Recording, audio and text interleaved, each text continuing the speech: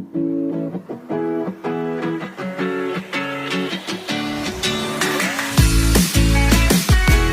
बारे में बात करेंगे वो ये है कि जो है हम इंजेक्शन लगाते हैं डिफरेंट रूट्स पे, ठीक है।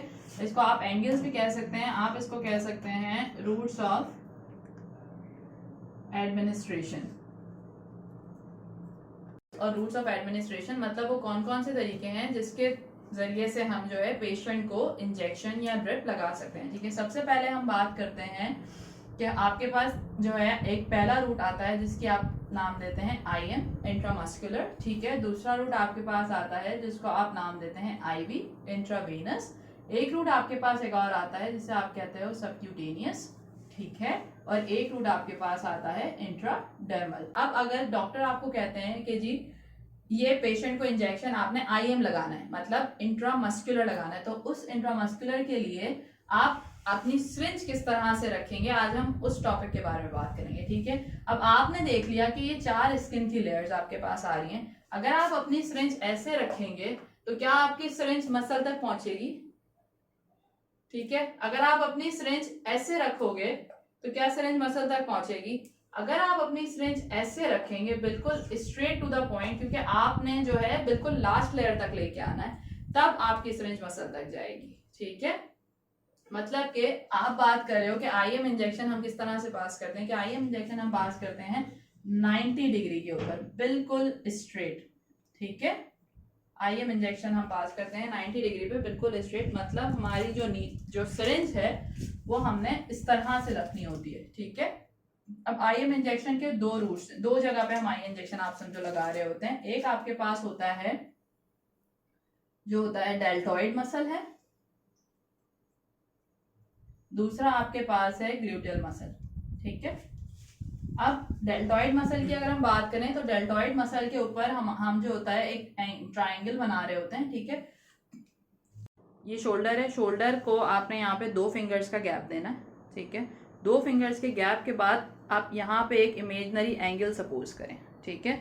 सीखने के लिए हम यहाँ पे इनकी शर्ट पे थोड़ा सा एक एंगल ड्रॉ करते हैं कि ये आपके पास एक ट्रायंगल आपने ड्रॉ कर लिया, ठीक है। अब आपने जिस तरह से इंजेक्शन लगाना है वो आपका स्ट्रेट यहाँ पे इस तरह से सिरिंज करके आपने इंजेक्शन लगाना है, ठीक है, ताकि जो है सीधी आपको मसल में ड्रग पहुंचे।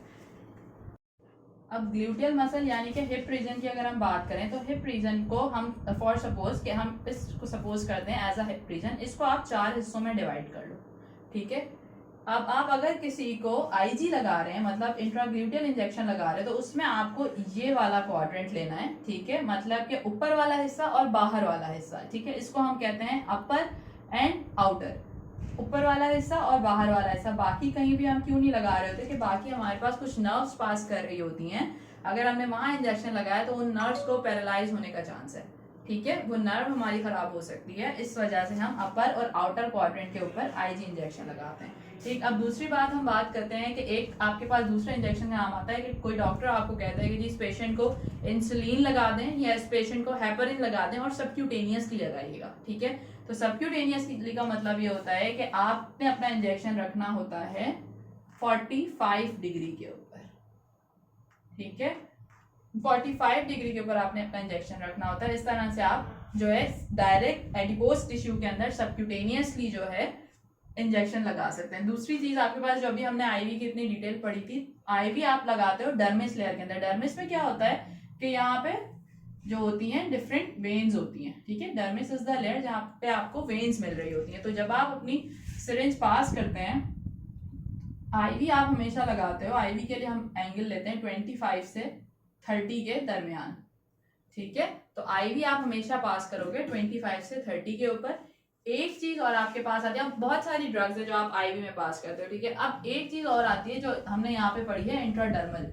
अब इंट्राडर्मल की बात करें तो उसके लिए आप लेते हैं 10 to 15 डिग्रीज, ठीक है। मतलब आपका इंजेक्शन बिल्कुल ऐसे होता है, ऐसे, ठीक है, ऐसे ऐसे स्ट्रेट करके, बस ये वाली भी, ये भी ज्यादा है, आप इसका बिल्कुल ऐसे लेते हो इस इंजेक्शन को ना, कि वो 10 डिग्रीज या आपके पास 15 डिग्रीज पे। अब ये कौन सी चीज होती है, ये आपको पता होगा कि कोई भी हम एंटीबायोटिक जब लगा रहे होते हैं तो एंटीबायोटिक लगाने से पहले उसका टेस्ट करते हैं, ठीक है, ATT जिसे हम कह रहे होते हैं। कि एंटीबायोटिक लगाने से पहले हम उसका टेस्ट करते हैं, तो इस तरह से आप जो है ना टेस्टिंग के लिए, या कोई भी हमारे पास अक्सर ऐसा होता है कि जो वैक्सीनेशन हम कर रहे होते हैं वो हम इस तरह से करते हैं। तो ये आपके पास 4 रूट्स हैं। अब आप देखो, अगर आप आईवी लगाने के लिए हो, कोई आपको कहता है आपने आईएम लगाना है, तो आईएम के लिए आपने सिरिंज को इस तरह से रखना है, ठीक है, ताकि आपकी स्ट्रेट जो है नीडल आपकी मसल लेयर के अंदर। और हमेशा जब भी आप मसल लेयर में आओगे तो आपने सिरिंज मतलब जैसे इन की है, उसके बाद आपने इसको थोड़ा सा जो है इस प्लंजर को खींच के इसको पुल बैक करके देखना है कि ब्लड तो नहीं आ रहा, आपने कोई वेसल तो नहीं अक्लूड कर दी है। अगर ब्लड वापस आ रहा है तो मतलब आप गलत जगह पे हो, ठीक है। इसी तरह से आप सबक्यूटेनियस में 45 डिग्रीज पे आओगे। सबक्यूटेनियस के लिए क्या करते हैं, हम स्किन को इस तरह से उठा रहे होते हैं ना, इस मतलब थंब और ये वाले फिंगर इसके बीच के अंदर स्किन को इस तरह से उठाते हैं और फिर इस एंगल पे लगाते हैं। उसमें भी आपने चेक करना है कि आपने कहीं किसी वेसल को अक्लूड तो नहीं कर दिया है, मतलब आपने इस प्लंजर को पुश बैक करके चेक करना है, ठीक है। इसमें भी आपके पास ब्लड नहीं आना चाहिए। एक चीज जहाँ पे आपके पास ब्लड आना चाहिए, दैट इज आईवी, ठीक है। आप जब 30 डिग्री पे करोगे तब आप पुश बैक करके थे, तो मतलब you are at the right place, क्योंकि हमें आईवी लगाना था, ठीक है। और इसी तरह से इंट्राडर्मल।